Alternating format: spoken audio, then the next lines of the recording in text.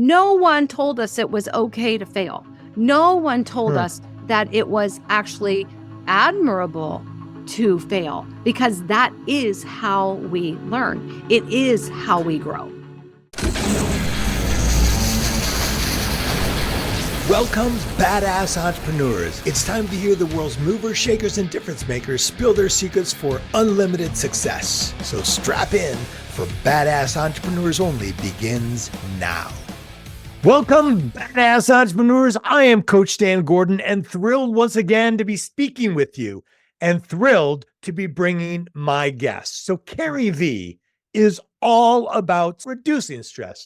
She's a coach and an international speaker who works with people who want less stress, who want more profits and stronger relationships. And she does that by tapping into their unknown and unseen communication and leadership skills. Carrie Vee is the founder of the Radical Empowerment Method, a program designed to take you from a life of feeling invisible and ineffective to a life of empowerment and action, which she invented by doing that for herself. Carrie has been all over the media, spoken on hundreds of stages to thousands of people, and now she's here to help you get badass. So let's do this thing. Carrie Vee, welcome, welcome, welcome to For Badass Entrepreneurs Only. Thank you so much. Can I take you on the road with me? Because that was the best introduction I've ever gotten. I'm very expensive, but yeah, we can work that out. Okay. So can we just kind of like dive into the middle of this? Yeah. Because as I was learning about you, I'm very curious. The Radical Empowerment Method. I love radical empowerment. What is that? The Radical Empowerment Method, it is your pathway to walk into your most radical life. And that means something different to so many people. For some, it is making more money. For some, it is fixing relationships in their lives. For some, it is learning to love themselves and claim their own worthiness. It just means something different for everyone. But the Radical Empowerment Method is going back through all of my journals over a 10-year, 11-year journey and realizing that there were specific steps I took. And if I could share them in a way that was relatable, I could help other people work through really difficult times as well. So how is it that people feel invisible and ineffective? What happens? That is a loaded question. There's so many different answers to that based on where someone is in their life. Some of it starts in childhood for some people. Some people don't have an idyllic upbringing, and they start to feel themselves disappearing, maybe because they were ignored in the home. Maybe they were bullied at school. Maybe it's part of the aging process. Let me ask it this way. Okay. So you are listening right now, an entrepreneur is listening right now and thinking, I'm just not as effective as I want to be. I'm just not feeling as visible and seen and out there. And I don't get it because I'm really good at what I do. I know that my clients love me. My customers are crazy about me. So what's going on? Where would you start? I would start with your own mindset. That is always where all of these things originate from, because we take our background, we take things that have happened to us, we take things we've gone through, and we start to create this story in our head. And we try to please people that aren't the people that we should be pleasing. And we start to create a story that we are ineffective or that we don't matter anymore. There is a phenomenon that occurs in women over 40, over 45 called the invisible woman syndrome, where these women start to feel that they're not seen and heard anymore. And some of that is true. Some of that is our society who doesn't see older women or women who are aging as valuable. But to me, when I started studying it and diving into it and creating masterminds for aging women, what I really realized was it was our own perspective to that phenomenon. We could buy into it, or we could kick it to the curb and say, you may not want to see me, but guess what? You're going to see me. So I really love that, because I like how you're putting the responsibility back on the individual. And this is something that I talk about a lot. I talk to my guests about this, certainly talk to my clients about that, is that, hey, I'm having a really hard time because of these circumstances. And like, not so fast. right? You're having a hard time because you're having a hard time. So, Exactly. right. And so how do you deal with that?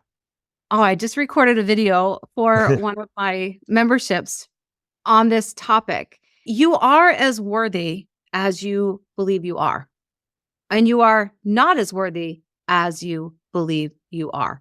I will have everyone I work with start to write down everything negative they are saying about themselves, to spend a Mm, week and catching all the negative thoughts and jotting them down. Because when we can see them and we can catch what's going on in our brain, it is so much easier to take the steps to start reframing and turning those around. But they're so subconscious, and we have so conditioned ourselves to think all of these negative things about ourselves. I'm too short, I'm too tall, I'm too fat, I'm too skinny, I'm too loud, I'm too quiet. We just name all these things that are so awful about us. How many times in a day do we subconsciously think, well, that was stupid? I can't believe I said yeah. that. If I did that, or something from our past will start weighing in our minds. Like I have one instance that will have many, but one in particular that will come back and haunt me over and over again is when I was pregnant with my first daughter, and she's 34 now. So this is decades, okay? Yeah. Um, I was pregnant at the same time as my cousin, and I was in Delaware for my baby shower, which was a surprise. And I truly Mm, was surprised. And so she's standing right in front of me, but I thought I was there for her surprise shower, which was the next day. And so mm. in the group of people, which was, we're all going to be at her shower the next night, and she's standing right there, I blurted out, somebody asked me if I was surprised. And I said, yeah, I thought it was here for Barbara's surprise shower tomorrow, which totally blew the surprise for Barbara. Totally. I have That's carried great. that around for literally decades. And when Uh, it comes back to my mind, what goes in my mind isn't, gosh, that was funny, which Barb laughed it off right from the beginning. She thought it was hysterical. I was, yeah. she goes, you were surprised. I mean, it was kind of stupid to plan both of them on the same weekend Yeah, anyway, yeah, but right. great, but I'm from out of town, so I understand why they did that. But the thought that goes through my head is, wasn't that funny? The thought that goes through my head is, you're so stupid and you're such a loudmouth. You really are just too much. That's what plays in my mind. And I have to really catch that and say, no, truth is, I was like 1,000 years pregnant by that point. I just wanted to be done. And I was surprised that they were having this shower for me. And I said something that was an instinct. That's the truth. That's all there was to it. Right. And so there's that internal representation, right? We take an experience, we make a judgment about it, we Yeah. kind of put it back on ourselves Yes. that it means something about us as people in the world, right? Yes. So, and it's a pattern. We all do it. Yes. We How do. do we fix that? We took ownership of it. We take complete ownership of it and acknowledge that we created the story and we can recreate the story. Okay, but I'm going to push back a bit. All right. Okay. Take ownership of it. I get it. It's sort of like when I went skydiving.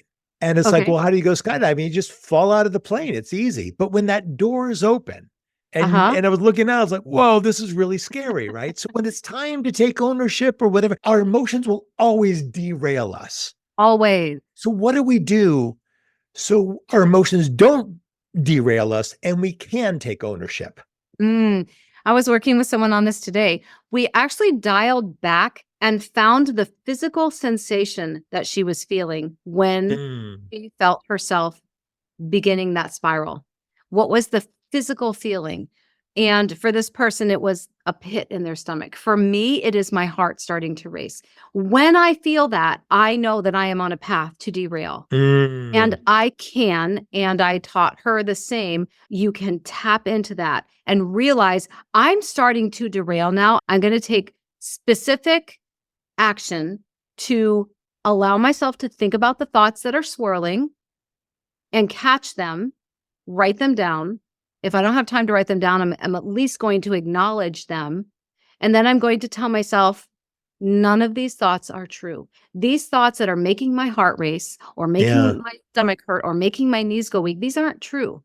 These are thoughts that I've created. And I can now take the step to rewrite them for myself. But you have to acknowledge that it's even coming, and you've got to know what it Mm. feels like that it's coming. I love that. Look, I'm a systems guy, and I talk about this all the time. So, a system, I'm loving it, right? Yeah. And it's true because our behavior is guided by patterns. And so what you're doing is a classic pattern interrupt, right? Yes. Heading it off at the pass. The light goes on in your head. You start going, there's danger. And then everything ramps up from there. But if you can remind yourself that you're not in any danger, it's Yes. just a belief, then you can derail it. Okay, so now, what's the next thing that you do when you start to recognize that you're headed down that path of destruction? Yeah. So definitely acknowledging it. And then the next thing that I personally do is I allow what really happened to replay in my mind. Mhm. And I tap into the pieces that my mind wants me to forget. My mind wants me to forget that everyone laughed it off and everyone thought it was funny. No one was angry at me. No one was angry at me. The Yeah. only person that created that anger was me. And so that is my next step, to really think of the entire situation and the pieces that my brain likes to block so that I can support the story that I told myself. Mm, So that is nice. a crucial step. Yeah. And this is really important for what we talk about on this podcast, because in order to be a badass entrepreneur, you have to thrive through failure. Yes. And in order to thrive through failure, you have to allow yourself to fail. And correct me Yeah. if you hear me saying anything wrong, because I really want your input on this, Carrie. And in order to allow yourself to fail, you have to know that you're going to treat yourself kindly when you fail. Okay. Yes. So a lot of the reason that I see people are so afraid of failure is how they're going to beat themselves up. Mhm. And here's what I see you doing is with the radical empowerment method, saying that, okay, I'm going to fail, I'm going to make mistakes, but I know that when I do, I'm going to treat myself kindly. Yes. So you're really injecting this whole different path of like, okay, this is going to work out no matter what. How long does it take to move someone's thinking into this? Well, that's a loaded question. It sometimes takes seconds to minutes, and it sometimes takes months to years. It Hmm. depends on how ready they are to want the shift. Because Hmm. you can get really comfortable in that comfort zone of convincing yourself that you're just a screw up in life. Yeah. And it's comfortable and it's uncomfortable, and more uncomfortable for some than others. We have different personalities, we have different backgrounds, we have different fears. So some people, it just takes longer to shift out of that. And that also requires a lot of kindness that we show to ourselves. Hmm. Reading a great book right now called Chasing Failure by Ryan Hmm. Leake. And the whole concept of that book is, why aren't we out there literally chasing the failures? Because that is what brings growth. People who are successful have a whole lot of missteps in their background, but we're not taught that when we are going through school and I certainly was never taught that going through my entire MBA program. It was all about chasing success. No one told us it was okay to fail. No one told Huh. us that it was actually admirable to fail, because that is how we learn. It is how we grow. Why? Why is that not taught? Why don't people talk about this? Because it's the concept of what failure is. Failure means you messed up, and messing up is not allowed. I'm coming from a generation where failure was not acceptable. You didn't Mm, fail a test, you didn't fail a quiz. I was paid to get good grades. I had mm, great parents. They did the best they could with the knowledge they had. And yeah. that was the big thing then. You got paid a certain amount for every A and every B and every Wow. C, but you certainly weren't given anything for a D. And if you fail, that was a bad thing, until I got to, I don't remember what grade, but I was taking chemistry and I was really struggling with chemistry Mm, and I was failing the class. But what my mom and dad recognized was that I was studying really hard. And they helped me to see that as a learning experience. hmm. And how could I learn from the work I was putting into something that it just wasn't connecting? And all it took was a switch of teachers and someone I Yeah. connected with better, and then I aced the class. It was such a great lesson, and it was one that my parents embraced and taught to me, was it is okay to fail because what did you learn? You learned Mm. that this is not the kind of teacher you connect with, and that carried me all the way through earning my MBA. When I knew I wasn't connecting with a teacher, I could immediately course correct and Wow. start to follow a different path. It was a So, huge, huge lesson. right. So you took a lot of responsibility Yes. for how things were going. And that responsibility doesn't mean that you say, oh, I'm a screw up. What it means is that there's a better way, Yes. right? If something isn't working the way I'm doing it, let me try something different. Exactly. Exactly. But so many people just keep doing the same dang thing over and over again because that's Yeah. the way they were taught, or they're afraid to break out, or they're afraid of being more of a failure, Mm. or maybe Well, success will come no matter what I do. I don't know. Yeah, go a- ahead. and you said something just a little while ago that really stuck with me, which is some people are so comfortable being a screw up. Yeah. And you who are listening, anybody, if you ask them, hey, are you comfortable being a screw up? They go, no, of course not. Right. But they kind of are. So what does that mean? It means they're afraid of failing. If we boil it down, they don't want to be considered a failure. So I'm just going to stay right here where I am. Mm, yeah. I'm just going to stay here because this is comfortable. What if I try something different and that doesn't work? Hmm. But that is growth. Plan it, do it, review it, tweak it, do it again, and replan, redo, Yeah. retweak.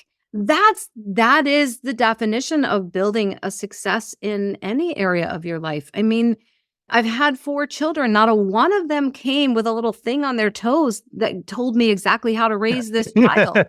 It was trial and error every Yeah. time. And what worked for one didn't work for another. It had 4 very different personalities. Wow. And so it was trying something and then trying something else. I have an autistic son. I homeschooled all my Mm. kids, but teaching him was very different than teaching my oldest daughter who taught herself to read on a cereal box. I mean, you just have to keep trying new things. Failure isn't final. Isn't that the phrase that we hear all the time? Failure Mm, isn't yeah. final unless you decide that it's final. Yeah. It's the middle of the story, not the end. Right. And so, how do we reframe our failure? Like, look, when and everybody knows the story, has listened to this podcast 7 years ago or so, I lost everything on the floor and snot and tears. And now I'm like, okay, it was the greatest experience of my life. But when it was happening, it was horrific. So, when Yes. it's happening, Carrie V, how do Yes. we reframe our failure to say, this isn't happening to me, it's happening for me? How do we do that? Yes. Which is, I mean, I love the phrase, this is happening for me, but it also can sound to the person who is in the midst of that struggle as a very Pollyanna-ish Yeah. toxic positivity comment. Everything's gonna be fine. Yeah, Everything's yeah, gonna be right, okay. You're okay. No, you know what? Sometimes you're not okay. And it's right. okay to say, I'm not okay right now. And if I choose, I can learn something in this experience. And it's okay while I'm learning in the experience to admit that I'm not okay. And reframing it becomes a day to day activity where you're waking up and you're saying, today I am a day closer to Hmm. the solution. Today I am a day closer to resolving this. Today I'm a day closer. Today I'm a day closer.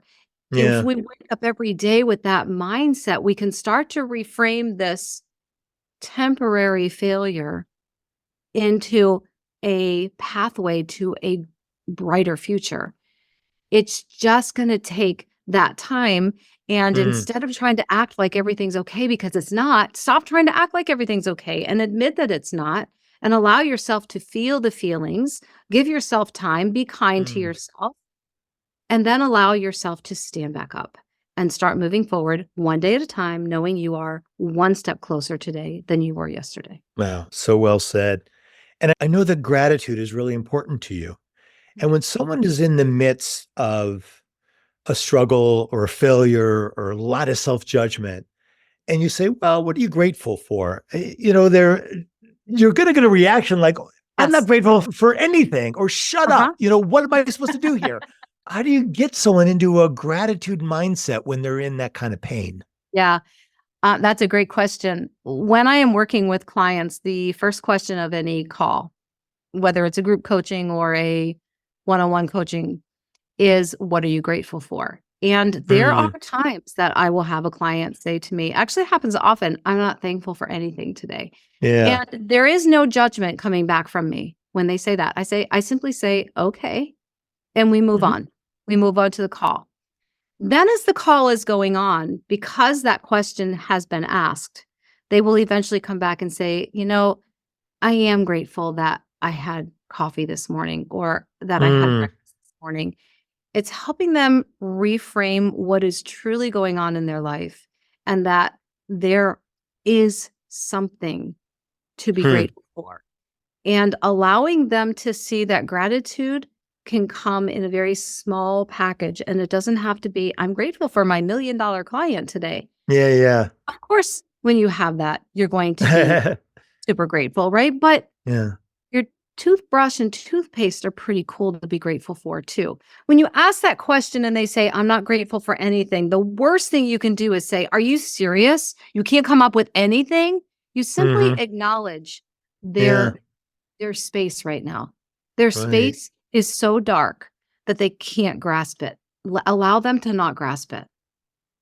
Mm, Allow them to have that space. Because if you yeah. show that compassion, they will eventually get to that space if you're really good at leading them to it. I love that. There's 4 words I use all the time that helps in that, and that is, "Hey, I get it." Yes. Yeah. I Yeah. use that in sales. Hey, someone says, "Look, I just can't afford this." Like, "Hey, I get it. I know how tough it is to feel like you can't afford something." "Hey, I get it. I know what it's like to feel like there's just nothing to be grateful for." Yes. We all want to be seen and heard. And I see you doing that a lot. And I know, Carrie, I know that this just didn't come out of a book or you were just thinking about it and like, hey, this is a way to make money. You've been through some shit. Yeah. And so, in the time that we have left, I want to know what drove you down to the edge and how did you come back? Boy, what drove me down was I was finishing up my MBA. Did my MBA years after I graduated with my undergrad degree. Mhm, And just before I graduated with my MBA, like days before the graduation ceremony, my oldest brother was diagnosed with a terminal cancer and it rocked my world. I didn't care about graduation anymore. My mhm, whole life was focused on helping my brother beat this cancer, which he did for a year. He fought it for a year. He had a great year and then it mm, came back with a vengeance.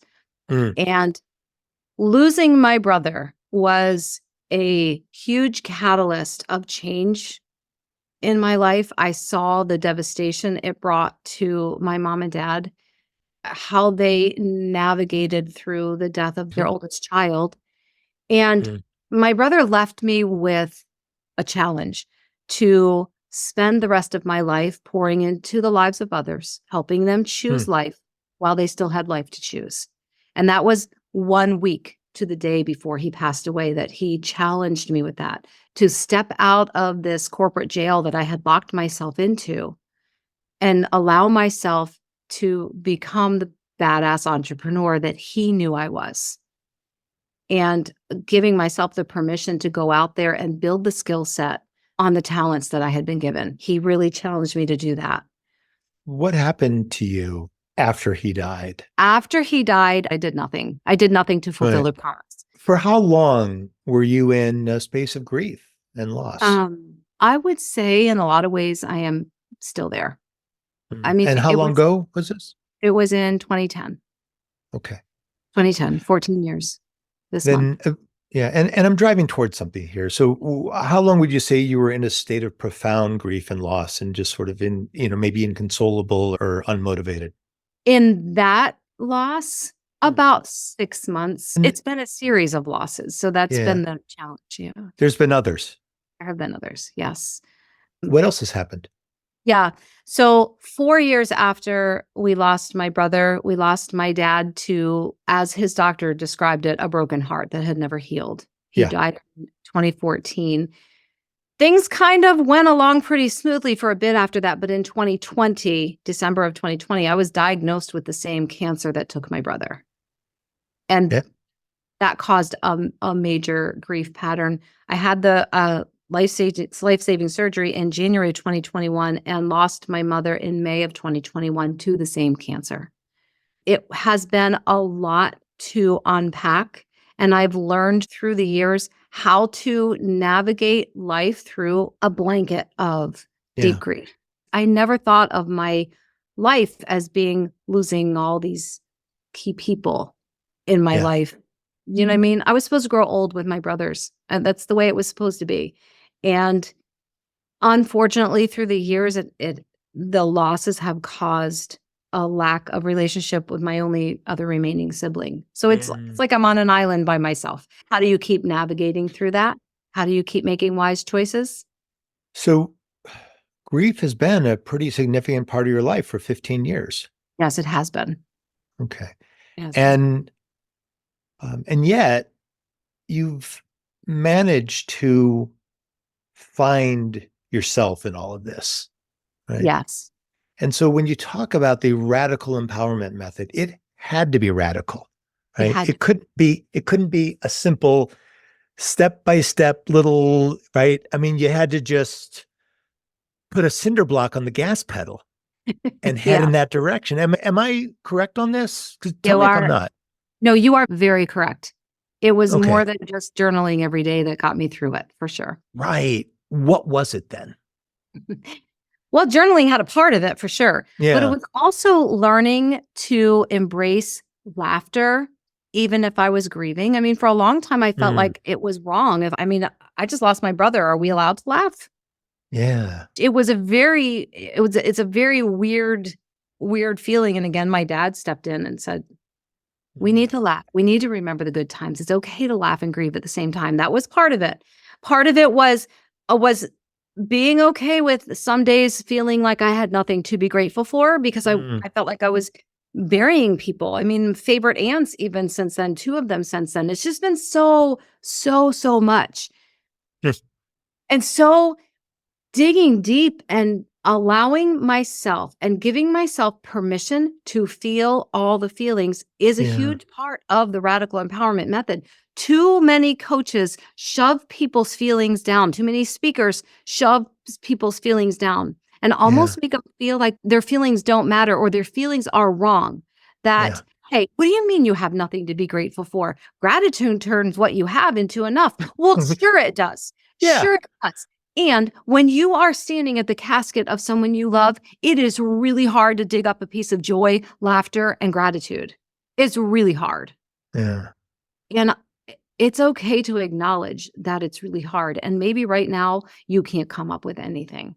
Maybe right now you just need to lay in a dark room and cry. Mm.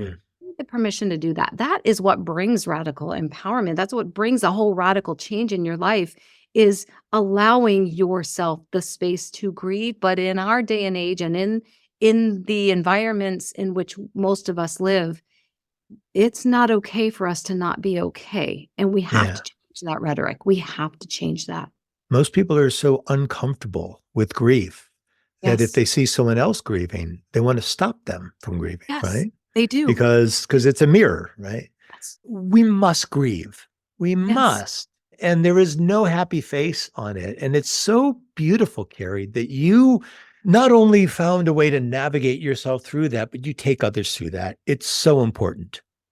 Yes, it is. And I feel an extreme sense of gratitude and privilege and joy that people trust me to take them through that process. And it's Mm. really because I give them the space to show up however they show up. I'm not going to give you a bunch of platitudes. I'm not going to tell you everything's going to. I'm certainly not going to tell a mother who just lost a child to miscarriage that, well, God needed an angel. Well, Oh, did he have to take fuck. mine? Right. Like, you don't say those things, but people, or what are you going to do? Oh, well, that's life. Really? No, Yeah. just give people this space. Give the arms, the shoulders, just For heaven's sake, tears are a good thing. Let I people love cry. it. Just let them cry. It is failure, it is loss, it is devastation, and it is the essential part of humanity. It's the flower of humanity. Yes, it is. Being unhappy is such an essential part, and how we navigate that is so important. And Yes. the resistance to the exploration of that is a cause of more unhappiness. I don't know if this happened with your father, but perhaps he was unwilling to fully go there. And Yes. maybe that's why he was unable to come back and he just decided to end it. But look, I can't even imagine that pain. I'm not a parent, so I don't intend to, or I don't mean to comment on it, but Yes. just casually observing it. Oh, yeah. And we all observed that same thing. And my mother So was really worried about it. And it played out exactly how we kind of thought it would. there's what I call the 3 silent killers of success, right? Sleep, stress, and productivity. I found something that beats the silent killers. It's a technology that lives on your phone. It's sound waves that put your brain into states of relaxation and focus. Now, I just thought it was bullshit, right? But then I heard that this company, they're called Newcalm. Newcalm is being used by the Army, by U.S. Special Forces, the FBI, professional football teams. Surgeons are using Newcalm instead of anesthesia. So I put it on my phone. Oh my God. 20 minutes of Newcalm was like 2 cups of coffee. And then on the other side, I use Newcalm at night and it puts me out like a light.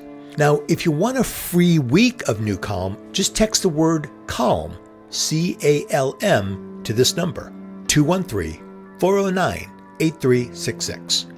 213-409-8366, and text the word CALM, CALM. Get more sleep, feel less stress, and blow your productivity out of the water. Okay, let's get back into this. So you offered a digital download for my audience, but are you open to a challenge, Carrie? Yes, I am open. Because what we've been talking about is so very important. And I'm going to challenge you to write an ebook, something on the order of thriving through grief, Okay. loving your grief, grieving your grief, the 10 steps for navigating grief. And would you do that? Yes, I will.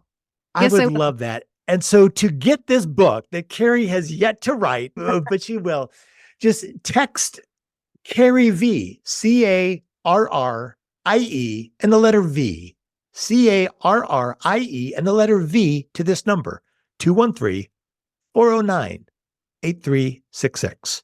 213-409-8366, and text Carrie, Carrie, V, the letter V, 213-409-8366, and learn about grief, and not just the loss of someone that you love, but the loss of a business, the loss of an idea, the loss of hope.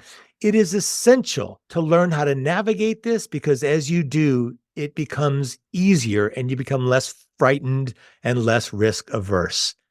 Thanks for taking this up, Carrie. I really appreciate it. How can people get in touch with you? The best way is my website, which is www.carrievee with 2 E's. So CARRIEV.com. Yes.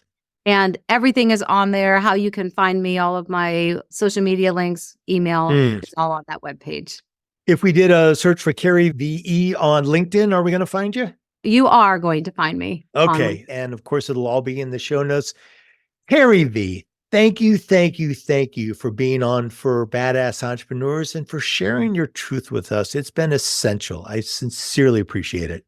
Thank you so much. I feel the same about you. You know, you're one of my favorite people now. Hey, one last thing. If you're feeling stuck in business life, wherever, download my book, Jumping the Gap, Kill Your Story and Take Action.